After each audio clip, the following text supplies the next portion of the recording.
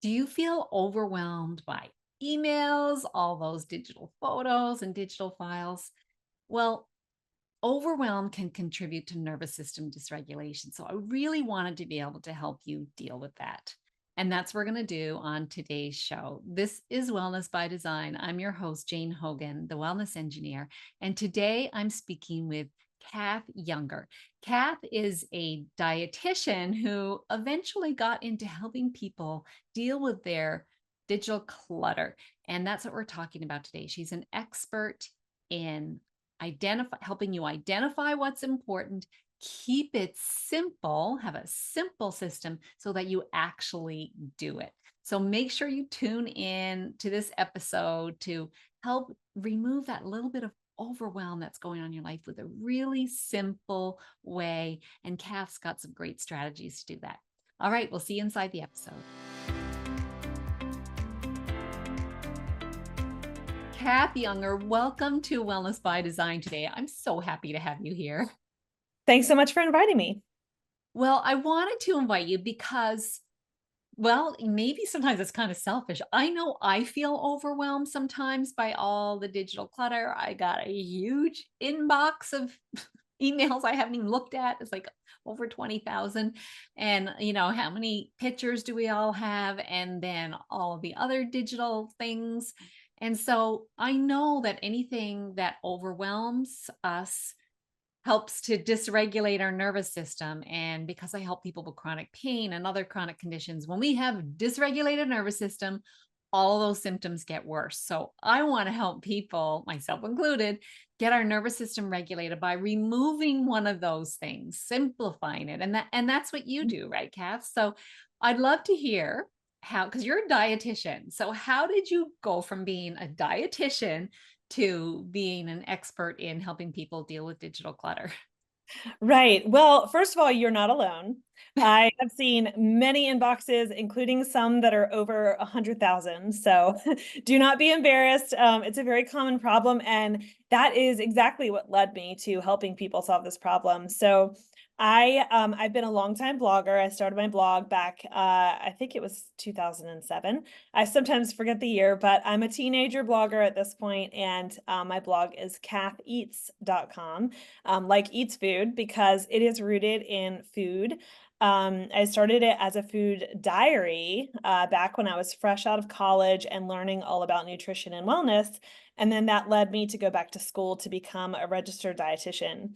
And so I blogged all the way through my dietetics degree. And then when I graduated, I realized that I was able to make more money through focusing on my blog and writing about food and recipes and that kind of thing than if I went and got a full-time job. So I doubled down on the blog, and I became a mom in 2012. And I realized quickly that I couldn't write about everything that I was eating and also take care of the baby. So I switched at that point to writing about topics. And I honestly got a little bit of bored writing about food all the time. So I branched out to just whatever I felt like writing about. So my blog is more of a lifestyle blog now.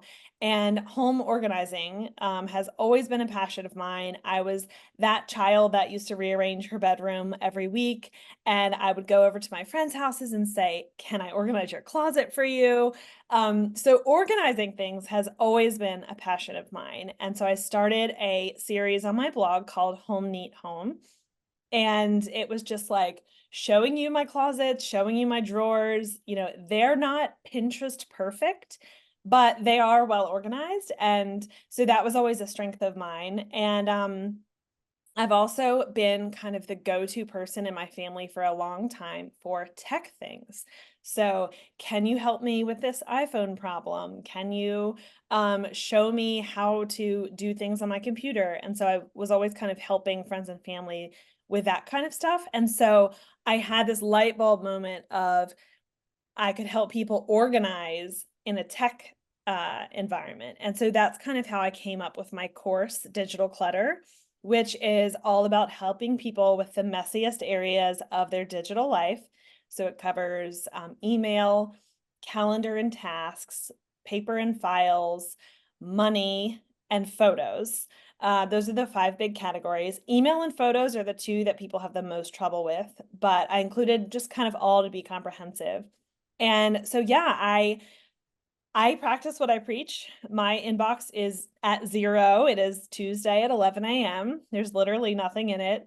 And that is because I have developed these systems that are simple, they are easy, and they teach you how to do things like not use your inbox like a filing cabinet. So if you get an email, the goal should be to deal with that email in whatever way makes sense with the information inside as quickly as you can to get it out of your inbox. And so I'll stop there for a second and see if you had any questions, but that's kind of how I got from food at age 24 to a mom of two, doing digital clutter and age low 40s. It's so interesting how, our path just kind of unfolds for us when we follow what brings us joy, what we're good at, following our strengths. I love that. I'm so envious inbox of 0.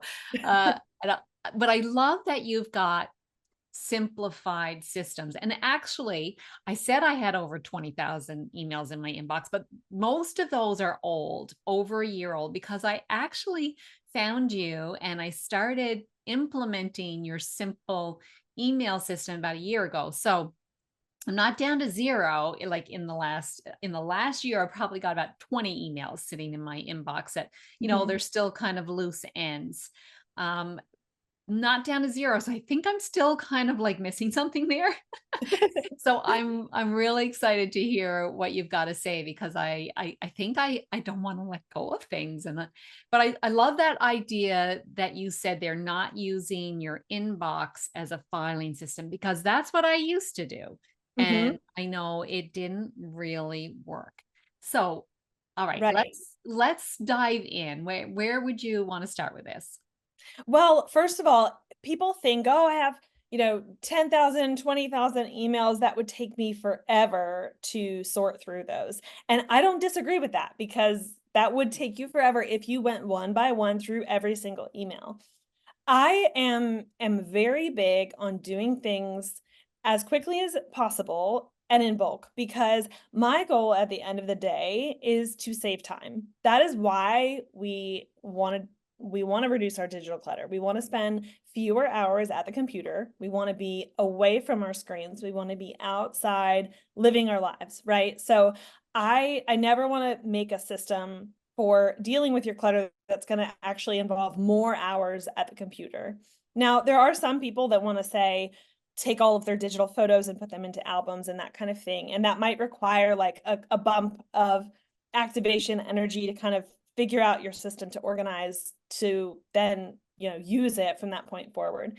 But when it comes to things like 20,000 emails in your inbox, I actually just did this with my brother-in-law. We were on a family vacation a week and a half ago, and he was like, "So what would you do here?" And I was like, "Well, let's do it right now. We can do this in 10 minutes or less." And so what I had him do was star his important the important emails that were at the top of the inbox, and I had him go back about 2 weeks.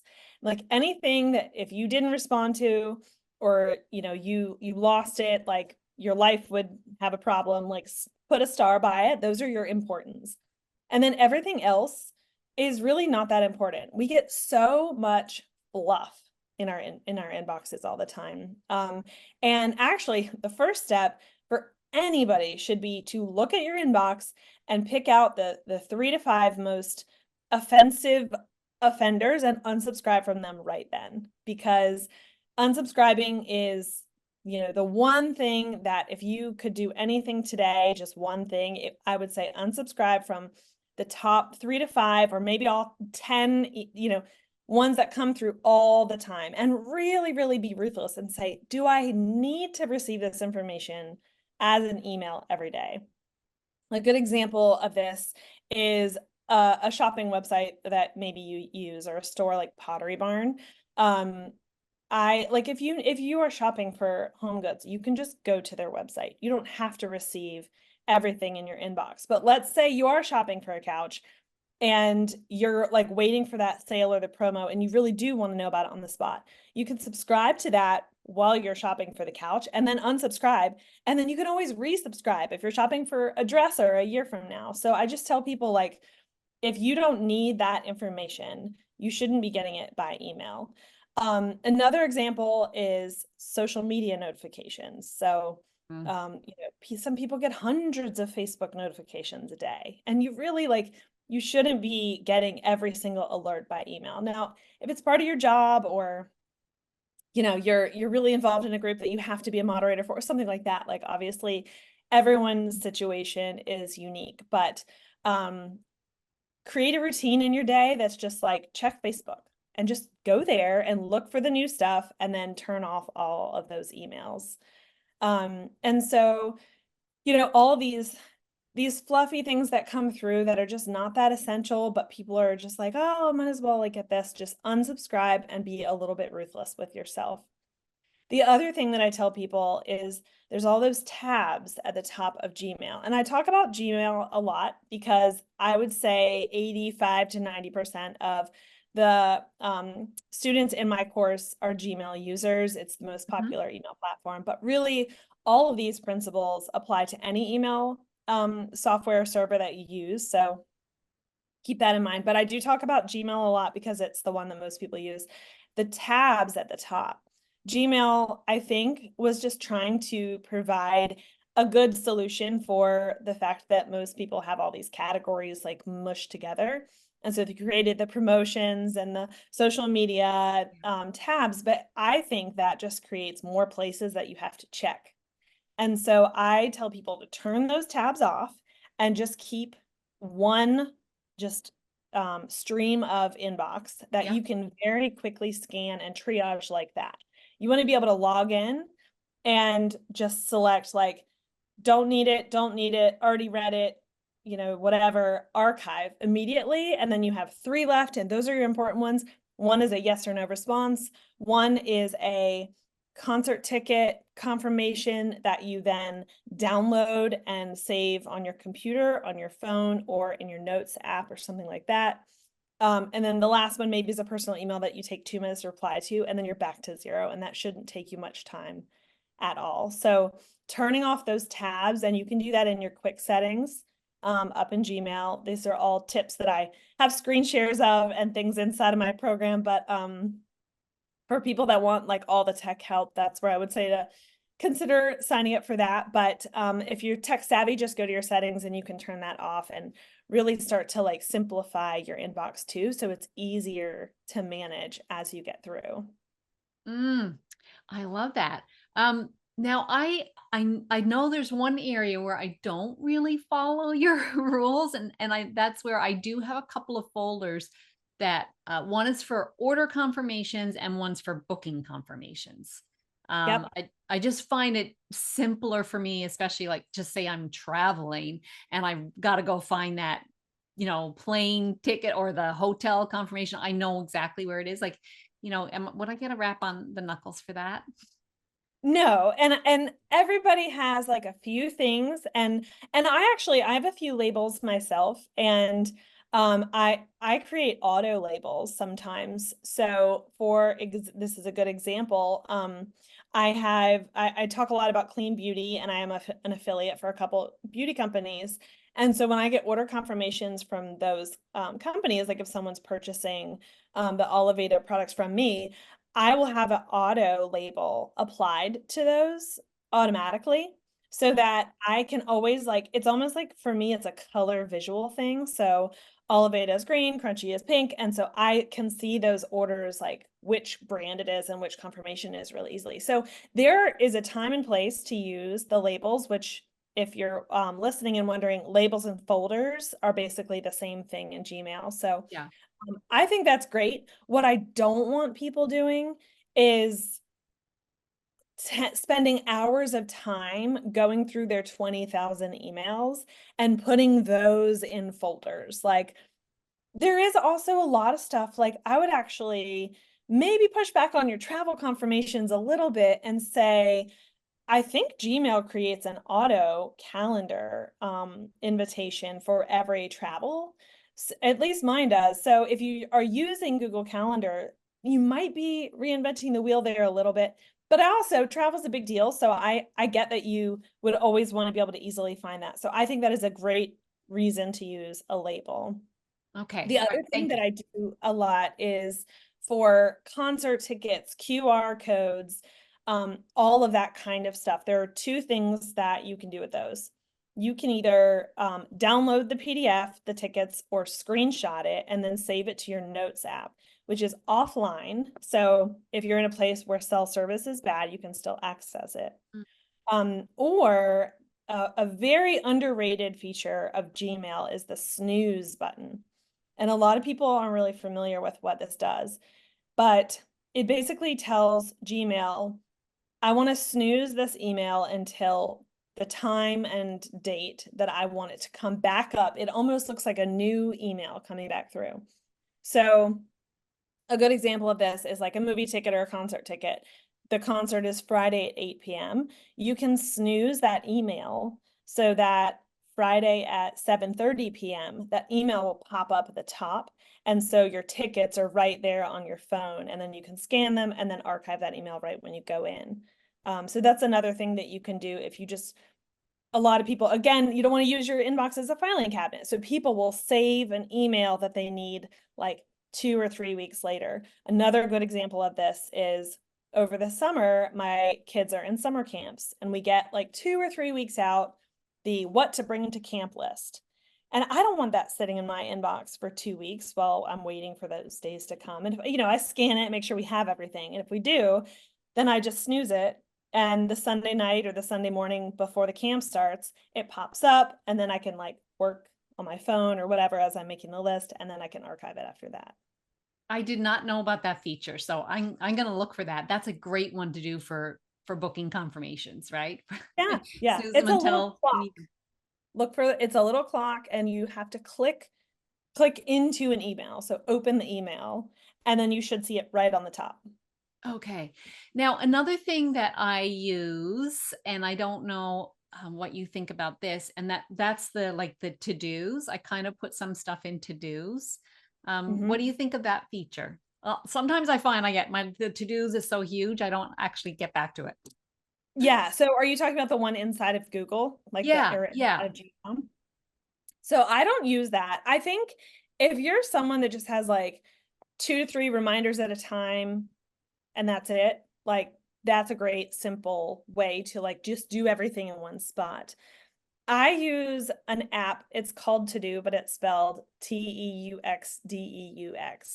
I joke that it's called Tux Ducks because that's how it looks.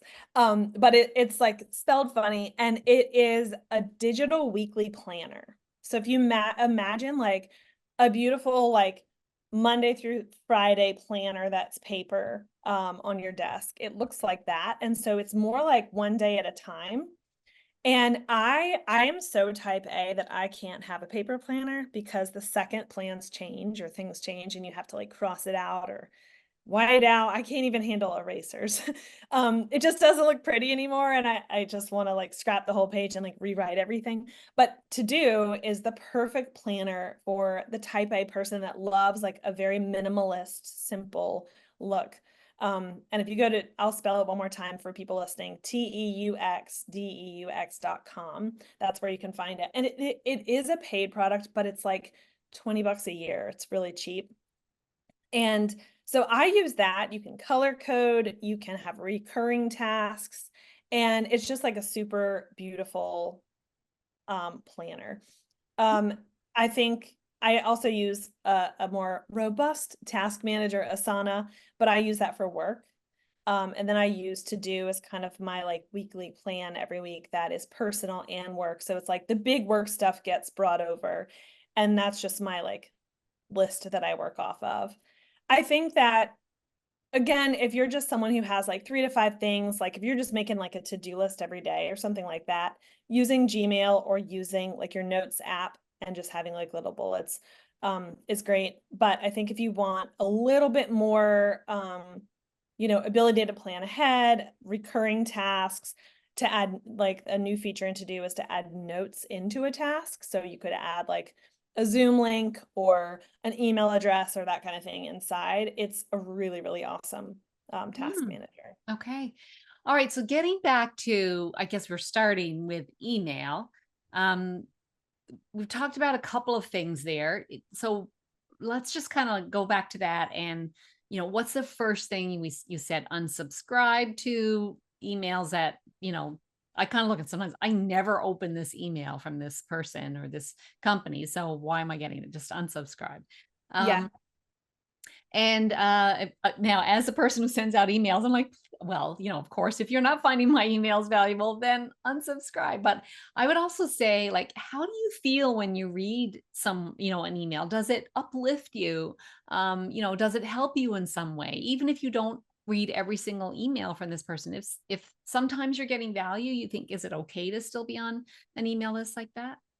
Oh, of course, of course. I mean, email is so personal. So I could look at your inbox and have no idea, what is a quality, something that you love reading every day, and what is something that, like, every time you Mhm. see it, you just ignore it. Mhm. So, yeah, for sure. I think you just really need to, I mean, if it's something that every time you see it, you just, even if it's something that you go, oh, there it is again, but you do read it, like, that reaction. Mm. A good example of this in my life was I was getting this, like, daily news, it was like summarization of the news, and I was a subscriber for years, and I just, wanted to stay on top of the news, and but every single time it would come, I'd be like, "Oh, there goes 5 minutes." Like, it was not a good way to start my day, and I actually accidentally unsubscribed from it once, and I did not miss it, and I was like, "Wow, this is so great." And guess what? I'm still getting alerts on my phone for CNN or whatever.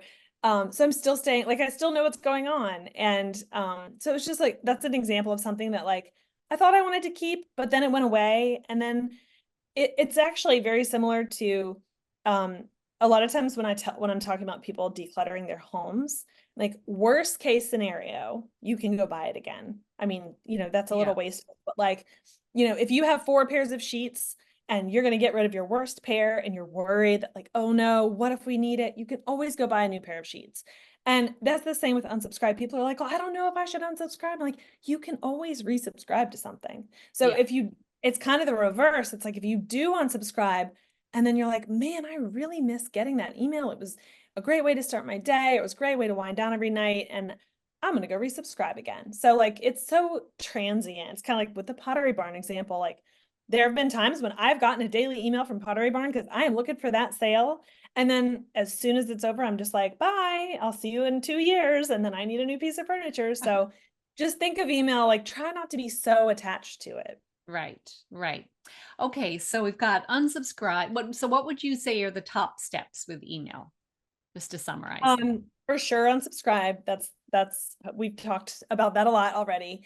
Um, Simplify your inbox. So, like I was talking about with the tabs, and there's just a lot of clutter. I think, like, when I look at other people's inboxes, I'm like, how do you even know what's going on? Like, this is so cluttered. And the little quick settings, that's kind of your top level, just like, how does this look? And you can just, like, tap a few things there. Like the compact versus the, I forget what the opposite one is, but I like it compact because I like to be able to see everything. I like to scan things. Um, and then the other thing is, know the difference between archive and delete. And I am really, really big on searching. So a lot of times people will leave 20,000 emails in their inbox because they're just like, well, what if I need this in the future? What if I need to reference this airline trip that I took 2 years ago in the future? Like, what if, I mean, you might. Um, and I don't mean to keep talking about Pottery Barn again, but it's my go-to example. This couch behind me I bought in 2015, and I have a purchase confirmation for it somewhere in my inbox, or not in my inbox, in my email archives. And every now and then over the years, someone has asked me, what fabric is this couch? And I'm like, well, geez, I think that's in the email confirmation. So of course it's not sitting in my inbox as a filing cabinet, but I can search for Pottery Barn Pierce sectional, and that email purchase receipt comes up with the name of the fabric in it. And Mm. so when you know what you're looking for, which most people would, you can almost always find what you need to find. Like, sometimes it'll take like 2 or 3 searches for me to find exactly what it is with the right keywords. Like, If the brand I'm looking for was 2 words and I make it 1, it might take a little trial and error, but let that be your permission to just archive everything in your inbox. Because let me explain the difference. So archive means take this email out of my inbox, but leave it in my Gmail storage forever. Delete means take this email out of my inbox and it will auto delete in 30 days. And until then, it'll be in your deleted items folder. Right. So I archive almost everything because I never know when I'm going to need to reference something, or, even if it's something that I thought was junk and then it wasn't. So I just archive almost everything. The only things that I tell people you really should delete are emails that are huge storage hogs. So if someone sends me a video over an email, that's going to be a huge Mm. storage hog. If someone sends me 25 digital photos by email, if someone sends me a huge PDF, but those are all things that I'm usually downloading to my Dropbox anyways. So I should have them stored there. So I Because can you're just, organized. yeah. So I could just delete that email. And so otherwise just archive everything and just know, like, if you need to read, great Aunt Hilda's email once a year, you can just search for her name, the date perhaps, and you'll be able to find it.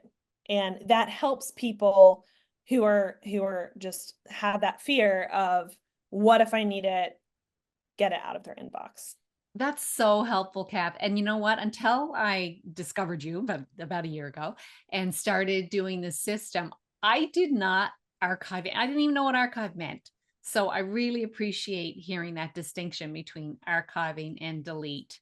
And also another thing I really appreciated, and you said it today too, is that and maybe we could talk a little bit further, was that I just started then. I didn't go back and spend time doing all the, 20,000 emails that I got for the last X number of years. I just said, okay, I'm just going to start from now. So from now on, and it was something like, in May of 2023. So I know that, once I get back to like over a year ago, okay, that's where I am. I don't need to go back and do anymore. Every once in a while, if I've got a bit of time, maybe I'll do another month, right? Mhm. But Right. I had to give myself permission, like it's not going to be perfect. I'm just going from Yep. here out. Yep. So yeah, That's talk a actually little a bit about that. that's actually a great segue into digital photos, Okay. because that is exactly what I would tell you to do for your photos. So most people, I forget exactly when I started taking digital photos. It was probably sometime in college, so 20 something years ago. Most people have 10 to 20 years worth of digital photos. And most people just let their phone camera roll get bigger and bigger and bigger, and it's the snowball effect. And then they have, I would say, if I had to guess, 20% of those photos are high quality portraits, memories, landscapes, trips, birthdays, occasions that you want to Mm. save.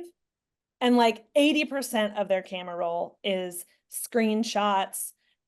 Take a picture of this water bottle and send it to your sister. Like blurry pictures, duplicates, like not the best view of the batch that you took 20 pictures of at the birthday Right. party. All things that you can let go of. So it's kind of like that rule where 20%, is responsible for 80% and vice versa. It's the Hmm. same with the photos. It's probably the same with your email. And so what I teach in my course is separate the important from everything else and create a system around that one decision. Because most of the time, whether your home is cluttered or your office is cluttered or your digital spaces are cluttered, it's a lack of decision making. So you just save it all because you don't know what to do with it, or you don't know how to organize it. So if you can find a system, and I teach one in my class, but of course it's up to you, just pick the system um, as a way to distinguish between the photos you want to save and everything else. That could be harding the photos that you want to save, like on the iPhone, a little like feature. That could be an album that you're moving them to called My Favorites. That could be an airdrop that you do once a week. That could be a more advanced solution, which is what I use, that's called the mirror method. And that's where you're auto uploading all of your photos that you take. And then in that new space, you're deleting the ones that you don't want to keep and then exporting the ones that you do. And that's I use Adobe Lightroom. So there's plenty of ways that you can, so just take a minute right now and think, what would work well with my lifestyle? Some people who maybe don't take as many pictures might choose to just once a week, a reminder goes off, delete your camera roll. Just go through your camera roll, go back the past week. Maybe it's a once a month activity, and just delete all the ones that you don't want to save. And so you're like creating this routine around getting rid of all those screenshots, and all those junk photos, and just like all the fluff that, you just took because you did. So creating that routine and then sticking with it. And then, whether that is, saving what you do have in your iCloud, or I use Dropbox as my all-in-one life cloud-based vault of things. So photos, files, all of it. I love that Dropbox is drag and drop and it syncs with your desktop. So you kind of feel like there's not like an upload process or a download process. It all happens behind the scenes. So that's why it's my favorite cloud platform. And then it's also syncs across all devices too. So I have a laptop here, I have a desktop here, I have an iPhone here, and they all have access to all of this. So that's another big thing, is just being able to, not have to worry about backing up all your computers and stuff, because it's all cloud-based at this point. And so I guess, sorry, I'm such a talker. I went on a little bit of a tangent there, but back to your comment about forgetting, like letting go of perfection. And so when you decide what the system is for your photos, just like email, you can take let's say you have 10,000 photos from the year 2000 to the present day, put all of those in one folder and just call it My Archive, or call it Old Photos, or call it, years 2000 to 2024, whatever it is. And like, just know that like, if you need to find something from 2010, you're going to go look in that area. And then whatever your system is for organizing your photos from today forward, that's your new plan. That's going to be more organized. And 20 years from now, you're going to thank yourself for creating a smarter system. But just draw that line and just don't worry about all the ones in the past. I think another reason, just like with email people, they don't do anything, is because they think they have to go through all 10,000 of their old photos and rename them and put them into different folders. And then, they want to have it organized by year, and then each year by month, and each month by vacation. But is that really the most practical way to organize photos? Because if you just need 10 good pictures of your spouse for their birthday collage, you don't want to be playing folder whack-a-mole and like clicking on all these folders and trying to find the best. You really just need a family folder, and then you can just scroll the icons and look down and just be like, oh yeah, that trip to Hawaii. Oh yeah, like that was when he graduated from this or whatever. And you can quickly scan and see. And I do this with each of my kids. They each have a folder, and everything from birth to the present day is in there all in one. And it is not perfectly organized. Some of them have good file names like kindergarten and the year, and some of them are image 429. And I don't know about you, but I don't have the time to go rename everyone. And it isn't perfect, but it's organized. And if I need to find a photo from 2002, or wait, hold on, my kids are that old, 2022, I can sort them by date and find it that way. And so I do think that as you are moving forward with new systems, batch naming a group of photos, whatever that occasion, trip, holiday, Christmas 2023, or trip to Hawaii, if you can make that the file name in bulk by, let's say you took 50 pictures on a vacation and you picked the best ones and you're about to save them in your family folder that just encompasses all of it. Or maybe you have one that's just family vacations. Like if you want to get a little bit more specific, that's fine with me.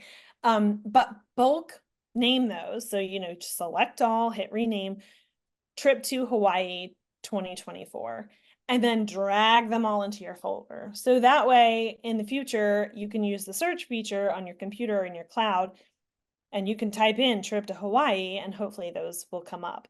But if you haven't done that in the past, that's cool. And you can just use your eyeballs to skim for the things that you're looking for. This might seem like a dumb question, but are you talking now? So I have an iPhone. So all of my picture since I've had the iPhone are, in those the photos folder. Are you talking about taking them out of there and putting them somewhere else? Or are you talking about putting albums in there? I'm not really clear on that. Yes, that is not a dumb question. And really the choice is yours. So what I do is I like to get the photos off of my phone and I save them in Dropbox. And Mhm. I think that that physical movement for me is me taking the 20% out and leaving the 80% that I don't need. And then and my photos are not backed up because I have like 40,000 of them on this phone because I'm a blogger and I take thousands of photos all the time. When I get a new phone, the photos die with it. And I know that I have moved through my process all of the good ones off. If you're not a blogger and you don't take thousands of photos and you want to be the person who just deletes your camera roll, all the bad, all the 80% once a month, and then maybe you are moving them into folders on your phone, that is a perfectly acceptable way to do it. Definitely make sure they're backed up in iCloud if you're going to use that as your photo storage. A third option is to use Google Photos, and you could auto upload them, but I kind of recommend doing what I do, which is not a physical transfer because it's still digital, but like a An weekly or action. monthly action where you're sending them from your phone to a computer and then to Google Photos. Or maybe you don't have the auto backup, but you're sending them to Google Photos through the apps. Mhm. Because I think that when you're backing up everything, I think it's easier to pull out the best than it is to delete the worst, because you're going to have fewer pulling out the best than there's just so many of those bad pictures. And so it's easier for me to take like the 10 best from the week and move them than it would be to delete the other 90. You know what I mean? So it's your choice. And I tell people, think about it and just pick something and try it. Worst case, you could try something else. But just try to get into a routine that you think you'll actually stick to. Right. Because for me, at least, based on how I take pictures, um, deleting the worst would take too long. So I Right. choose to pull out the best. Okay, that makes sense. So you're pulling out the best, and then you don't have the ones that are on your phone backed up, so they stay there Yep. And then until they die every 2 years. they die every 2 years. Okay, all Yeah. right. That's a And when I different. get a new phone, I don't want 2 years worth of bad pictures downloading to my brand new phone. Now I feel like there is a setting where it says something along the lines of only download the ones that are in my favorites folder. And I Mhm. do use that. So my new phone will have my favorites. Or like, Okay. and sometimes when I have my new phone and my old phone, I will just airdrop. I do have a couple albums of photos that I want on my phone. I'll just like airdrop the album or sync the album.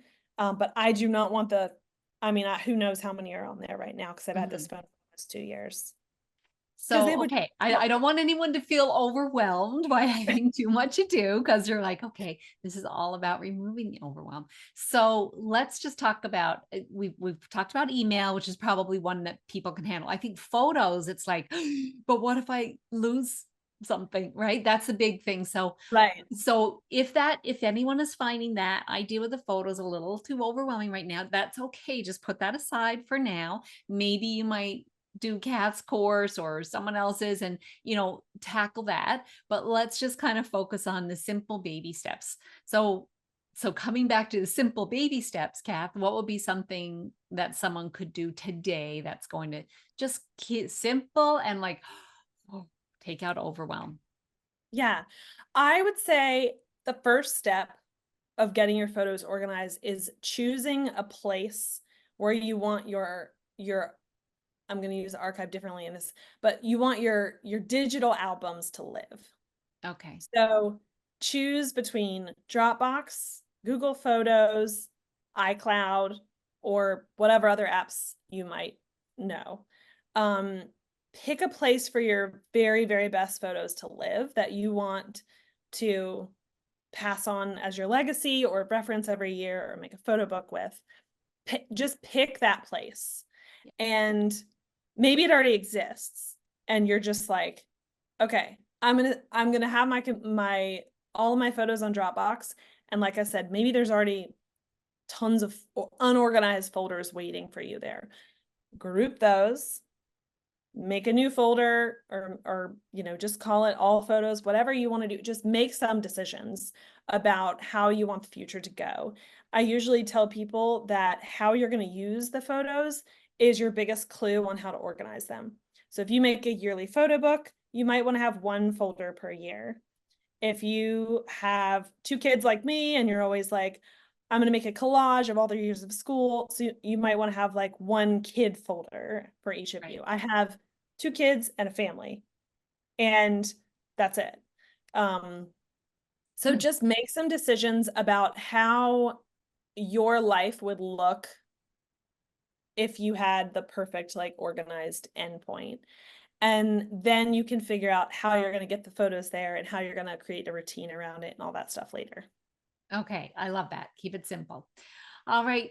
Kath, is there anything else? I know I want to ask where people can find you. And I know you've got a discount code as well for anyone who wants to do your course.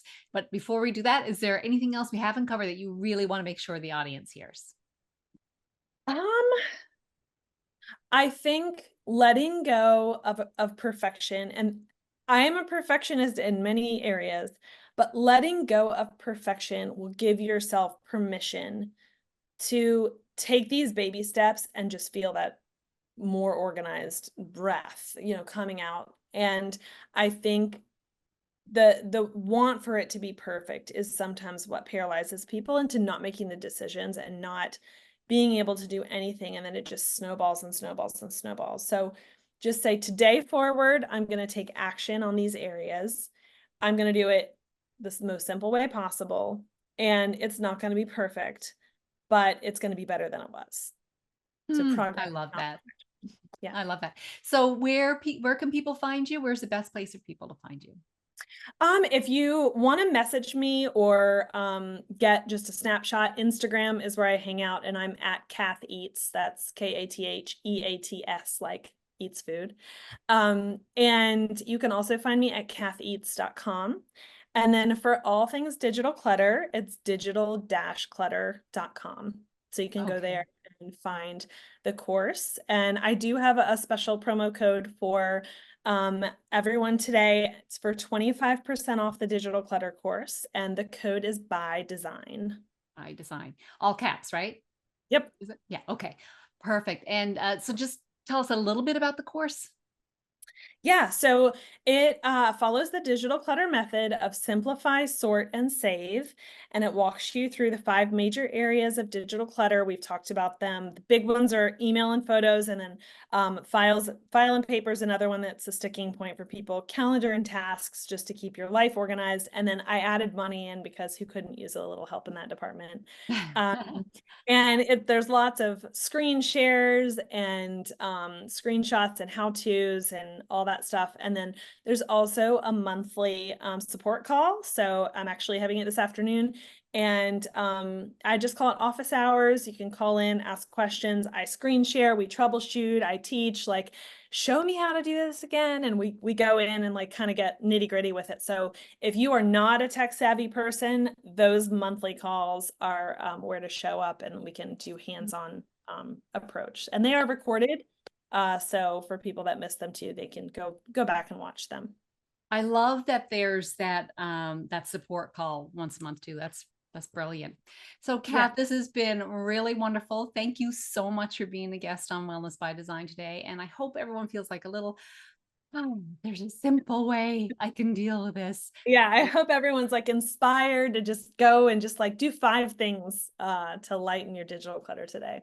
Wonderful. Thanks so much, Kath, for that, for helping people declutter their lives and all that great work that you're doing in the world.